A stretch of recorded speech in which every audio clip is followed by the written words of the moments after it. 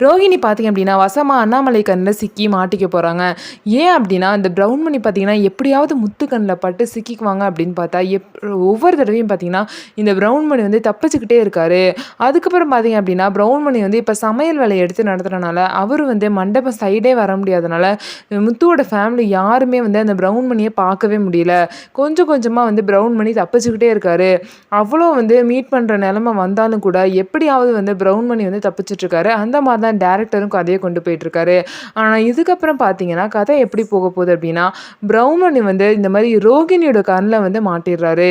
இந்த மாரி வந்து அவரு வந்து பொண்ணோட ரூமுக்கு வந்து ஏதோ எடுத்துட்டு போறேன், இந்த மாரி ஜூஸோ ஏதோ குடுக்க போறேன் அப்படின்னு சொல்லிட்டு, பொண்ணோட ரூமுக்கு வந்து போறாரு. அப்ப பார்த்தீங்க அப்படின்னா, என்ன இவரு இங்க இருக்காரு அப்படின்னு சொல்லிட்டு, ரோகிணி பார்த்தீங்கன்னா, அவர பார்த்துட்டு, அவங்களும் பார்த்தீங்க அப்படின்னா, பொண்ணோட ரூம்குள்ள போயிட்டு, "நீங்க என்ன பண்றீங்க இங்க?" அப்படின்னு சொல்லிட்டு பிரவுன்மணிய பார்த்து ரோகிணி வந்து கேட்பாங்க. "என்னம்மா நீ இங்க இருக்க?" அப்படின்னு சொல்லிட்டு அவரும் கேட்பாரு. "நான் வந்து என் அங்கிளோட ஃப்ரெண்டோட கல்யாணம். அதனால நாங்க எல்லாமே இங்க ஃபேமிலியா வந்தோம்ன்னு" சொல்லிட்டு ரோகிணி சொல்லவும், பிரவுன்மணி ரொம்பவே ஷாக் ஆயிடுறாங்க. "என்ன சொல்றீங்க? அப்ப சம்மந்தி ஃப்ரெண்டுன்னு சொன்னது உங்க ஃபேமிலி தானா?" அப்படின்னு சொல்லிட்டு பிரவுன்மணி வந்து கேட்பாங்க. "என்னது நீங்க யாரு? நீங்க எதுக்கு இங்க இருக்கீங்க? நீங்க எதுக்கு இந்த கல்யாணத்துக்கு வந்திருக்கீங்க? உங்களுக்கு தெரிஞ்சவங்களா?" அப்படின்னு சொல்லிட்டு ரோகிணி கேட்குறாங்க. அதுக்கு பிரவுன்மணி வந்து சொல்றாங்க, "மாப்பிள்ளையோட தாய்மாமனே நான் தாம்மா. நான் தாம்மா முன்ன நின்னு கல்யாணத்தையே நடத்திட்டு இருக்கேன்" அப்படின்னு சொல்லிட்டு சொல்லவும், ரோகிணி பார்த்தீங்கன்னா ரொம்பவே ஷாக் ஆயிடுறாங்க. "என்ன சொல்றீங்க? நம்ம 2 பேரும் இப்ப வசமா மாட்டிக்க போறோம். முத்து கண்ல மட்டும் நீங்க பார்த்தீங்கன்னா, அவன் உங்கள சும்மாவே விட மாட்டான். எப்படியாவது இங்க இருந்து கிளம்பிருங்க. இங்க இருக்கவே இருக்காதீங்க. என் ஃபேமிலில யார் பார்த்தாலும் பெரிய பிரச்சனையாயிரும். உன்னோட மாமா எதுக்கு இங்க இருக்காங்க? அதுவும் இந்த மாரி ஒரு கோலத்துல பார்த்தாங்கன்னா, அவ்வளோதான் நான் வசமா மாட்டிக்குவேன். என் வாழ்க்கையே வீணா போயிரும். தயவு செய்து இங்கேருந்து கிளம்பிருங்கன்னு" பிரவுன்மணி கிட்ட ரோகிணி வந்து மிரட்டுற மாரி சொல்றாங்க, கெஞ்சுற மாரி சொல்றாங்க. ஆனா பிரவுன்மணி பார்த்தீங்கன்னா, அது எதையுமே புரிஞ்சுக்காம, "என்னோட மாப்பிள்ளையோட கல்யாணம் நான் இல்லாம எப்படி? அதுவும் இல்லாம சமையல வேற நான் தான் பார்த்துக்கிறேன். அப்படி இருக்கும்போது நான் இந்த நேரத்தில கிளம்பி போனேன்னா, சாப்பாடெல்லாம் ரெடி ஆகாது. அதுக்கப்புறம் என் சம்மந்தி எல்லார்கிட்டயும் வந்து அவமானப்பட்டு நிப்பாங்க. இதெல்லாம் தேவையா?" அப்படின்னு சொல்லிட்டு, இந்த மாரி வந்து பிரவுன்மணி வந்து ரோகிணி கிட்ட சொல்லுவாங்க. ஆனா ரோகிணி பார்த்தீங்கன்னா, "அதெல்லாம் எனக்கு தெரியாது. நான் மாட்டிக்க கூடாது.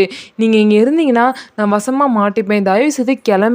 நான் என்ன வேணாலும் பண்றேன். நீங்க கிளம்புங்க" அப்படின்னு சொல்லிட்டு ரோகிணி வந்து ரொம்பவே கெஞ்சுறாங்க. அதுக்கப்புறம் பார்த்தீங்கன்னா, பிரவுன்மணியும் ரோகிணி கிட்ட எவ்வளவோ ஆர்க்யூ பண்றாங்க. "இல்ல என்னால முடியாதும்மா. நான் எப்படியாவது அவங்க யாரு கண்ணுக்கும் தெரியாம நான் இருந்துக்கிறேன்னு" சொல்றாங்க. "இல்ல அதெல்லாம் வந்து எல்லார் கண்ணும் யாராவது ஒருத்தராவது பார்த்துருவாங்க. தயவுசெய்து நீங்க போங்கன்னு" சொல்லிட்டு ரோகிணி எவ்வளோ கெஞ்சினாலும் பிரவுன்மணி வந்து கேட்குற மாரியே இல்ல. அதுக்கப்புறம் சரி அப்படின்னு சொல்லிட்டு இவங்க 2 பேரும் பேசிட்டு இருக்கப்போ பார்த்தீங்கன்னா, அண்ணாமலை வந்து அந்த சைடு போறாங்க. போய் எதார்த்தமா வந்து இந்த ரூம்குள்ள என்ன யாரோ இருக்க மாரி இருக்குன்னு சொல்லிட்டு எதார்த்தமா எட்டி பார்க்குறப்ப, ரோகிணி வந்து யாரு கூடயோ பேசிட்டு இருக்க மாரி இருக்கு. அப்பதான் வந்து ரூம் கிட்ட வந்து பறக்குறாங்க.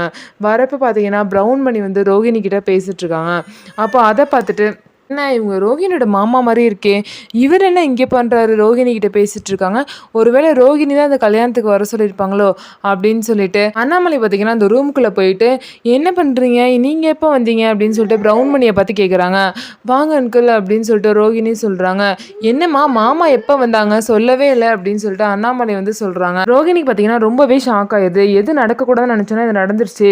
இப்படி வந்து பார்த்துட்டாங்களே அப்படின்னு சொல்லிட்டு ரொம்பவே ஒரு பயத்துல இருக்காங்க. இது எப்படியாவது சமாளிச்சு தான் ஆகணும். வேற வழியே இல்ல. நம்ம மாட்டக்கூடாது அப்படின்னா, எப்படியாவது சமாளிக்கணும்னு சொல்லிட்டு ரோகிணி வந்து அண்ணாமலை கிட்ட என்ன சொல்றாங்க அப்படின்னா, "இந்த மாரி மாமா வந்து என்னைய பார்க்கணும்னு ரொம்ப நாளா சொல்லிட்டு இருக்காரு. அது மட்டும் இல்லாம நம்ம இன்னைக்கு கல்யாணத்துக்கு வரோம் அப்படிங்கிறதே நான் மறந்துட்டேன் மாமா. மறந்துட்டு அவர இன்னைக்கு வர சொல்லிட்டேன். அதனால தான் வீட்ல யாரும் இல்லன்னு சொல்லிட்டு நான் டைரக்ட்டா மண்டபத்துக்கு வர சொல்லிட்டேன்னு" சொல்லிட்டு இந்த மாரி வந்து அண்ணாமலை கிட்ட ரோகிணி வந்து சொல்வாங்க. சரி, இவரு என்னம்மா இந்த மாரி ட்ரெஸ்லாம் பண்ணியிருக்காரு? இந்த மாரிலாம் போடுவாங்களா மலேசியாலேருந்து வந்தவங்க? அப்படின்னு சொல்லிட்டு அண்ணாமலை கேட்கவும், இவருக்கு பார்த்தீங்கன்னா ரொம்பவே ஷாக் ஆயிருது. "இல்ல சம்மந்தி, இந்த மாரி ஒரு கல்யாணத்துக்கு வந்திருக்கோம். அது தமிழ்நாட்டுல நடக்கிற ஒரு கல்யாணம். அப்படி இருக்கப்ப பாரம்பரியமா அந்த மாரி தானே ட்ரெஸ் பண்ணிட்டு வர முடியும். இப்ப எல்லாத்துக்கும் மத்தியில நான் மட்டும் ரொம்ப கிராண்டா இது பண்ணியிருந்தேன்னா கொஞ்சம் சங்கடமா இருக்கும்ல" அப்படின்னு சொல்லிட்டு எப்படியோ பார்த்தீங்கன்னா பிரவுன் மணி வந்து சமாளிச்சுடுறாங்க. அதுக்கப்புறம் பார்த்தீங்கன்னா, ரோகிணிக்கும் "நல்ல வேளை தப்பிச்சோம். அன்குலும் நம்பிட்டாரு" அப்படின்னு சொல்லிட்டு சொல்லவும், அதுக்கப்புறம் சரி வாங்க எல்லாத்தையும் பார்க்கலான்னு சொல்லிட்டு பிரவுன் மணிய கூட்டிட்டு போய் எல்லா ஃபேமிலிகிட்டயும் வந்து அண்ணாமலை வந்து காமிக்கிறாரு. "இங்க பாருங்க ரோகிணியோட மாமா வந்திருக்காரு அப்படின்னு சொல்லிட்டு. அதுக்கப்புறம் பார்த்தீங்கன்னா, எல்லாருமே ஷாக் ஆயி இதே கேள்விய தான் திரும்ப திரும்ப கேட்குறாங்க. அதுக்கப்புறம் எப்படியோ ரோகிணியும், ப்ரவுன் மணியும் பார்த்தீங்கன்னா சமாளிச்சுடுறாங்க. ரோகிணிய பார்க்க தான் ப்ரவுன் மணி வந்ததா சொல்லி ஃபேமிலி எல்லார்கிட்டயும் வந்து ரோகிணி வந்து சமாளிச்சுடுறாங்க. இப்படியே தான் ரோகிணி வந்து தப்பிச்சுக்கிட்டே இருப்பாங்க. கூடிய சீக்கிரம் ரோகிணி மாட்ட போறாங்க. அந்த மாரி எபிசோட் தான் ஃபியூச்சர்ல வரப்போகுது. அதையும் வந்து பொறுத்திருந்து பார்ப்போம். ஸோ நம்ம வீடியோ உங்களுக்கு பிடிச்சிருந்தா நம்ம வீடியோவ லைக் பண்ணிக்கோங்க. அதுக்கப்புறம் மறக்காம நம்மளோட சேனல சப்ஸ்கிரைப் பண்ணிட்டு பாருங்க.